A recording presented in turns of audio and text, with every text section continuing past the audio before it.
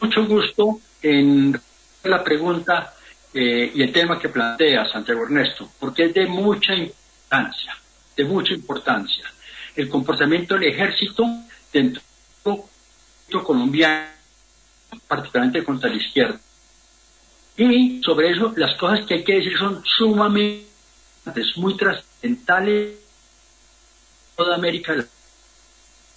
El gobierno, conozcan los pueblos, lo que es un militarismo desbordado que no atiende los mandatos civilistas y constitucionalistas que deben ser los forzosos y obligatorios en todo gobierno democrático. Y es que en Colombia, y esto que digo no son opiniones, no son juicios de valores, ni son sustentados. Esto que digo son procesos judiciales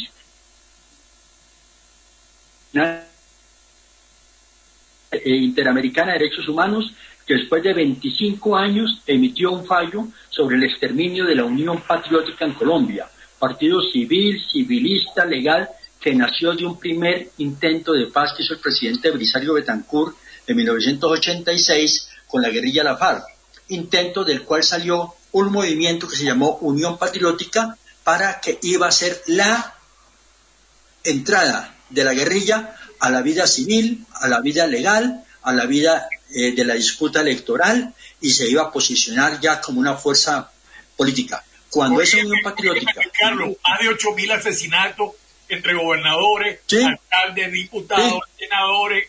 Sí. Candidatos presidenciales, personeros municipales, concejales municipales, diputados a la Asamblea, representantes a la Cámara, senadores de la República y presidenciales. Hace unos días conmemoramos los años del asesinato de un joven candidato presidencial, Unión Patriótica, presidencial. Se proyecta una figura nacional con de por lo menos disputar la presidencia.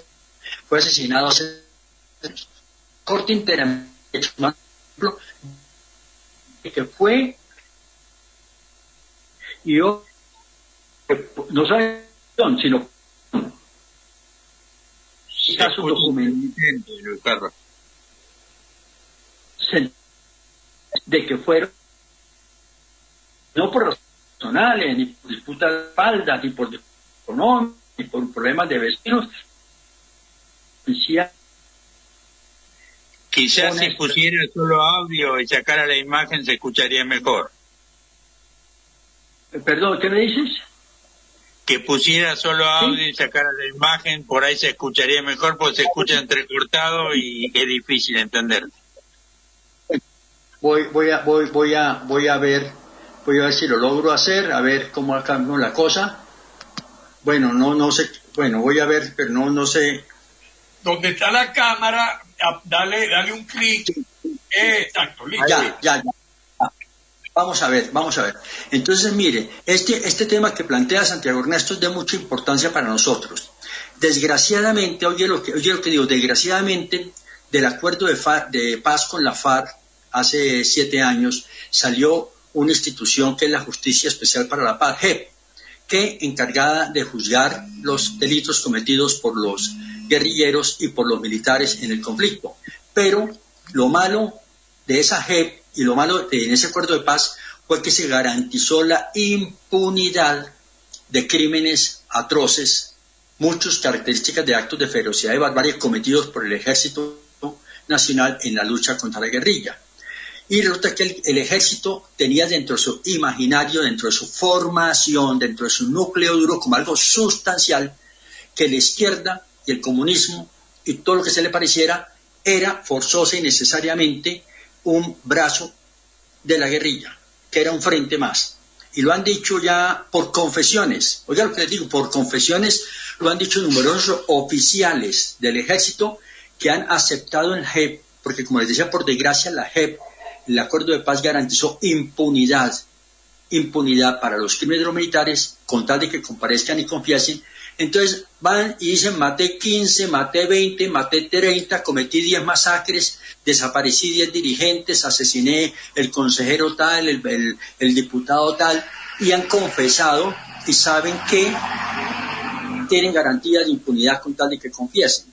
Aún más, los que han sido condenados, cientos de militares condenados anteriormente en el proceso de paz, a penas largas por crímenes muy graves cometidos, esos ya fueron cubiertos por acuerdo de paz, los cubría y les garantizaba impunidad e inmunidad frente a la misma justicia que los condenó. Entonces, todos los militares, que eran miles, están libres.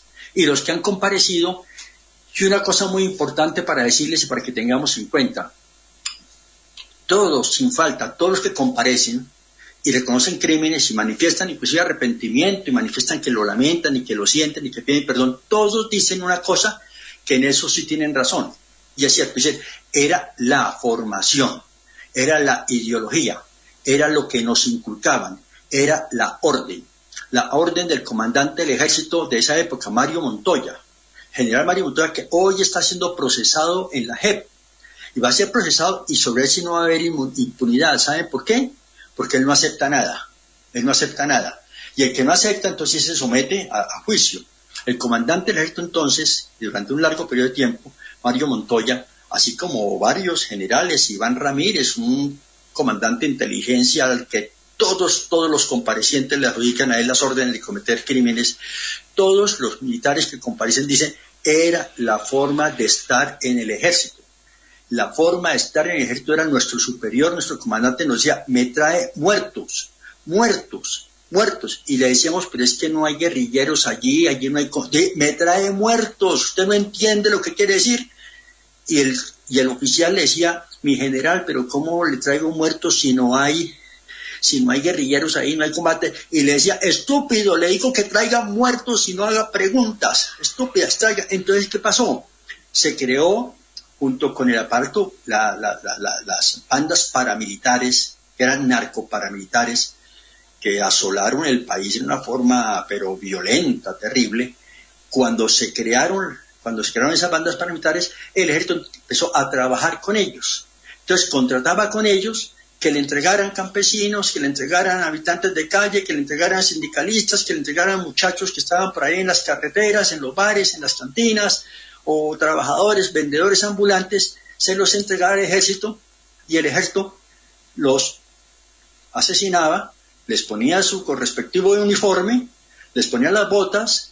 Y aquí hay muchas caricaturas y aquí hay muchos chistes de que los muertos presentados como bajas en combate, guerrilleros, curiosamente tenían las botas al revés. Entonces imagina un guerrillero por la montaña caminando con las botas al revés, porque se las ponían después de muerto. A veces ni siquiera el uniforme mostraba las heridas que tenía en el cuerpo. Entonces hubo una alianza que fue como estrategia antisubversiva, insurreccional del ejército con el narcoparamilitarismo de Carlos Castaño, de Salvatore Mancuso. Ellos proporcionaban personal, campesinos, como ellos andaban con fuero, en las zonas de control militar ellos tenían fuero absoluto, lo llamaban los primos. Entonces ellos simplemente capturaban gente, secuestraban gente, le entregaban al ejército, el ejército las mataba y las presentaba como bajas en combate, y entonces el general les decía a ese oficial, usted es un gran militar, usted es un héroe, lo condecoraban, lo ascendían y daban premios, que fue lo que en Colombia se le ha denunciado mucho a la política del expresidente Álvaro Uribe Vélez, que pedía litros de sangre, pedía muertos.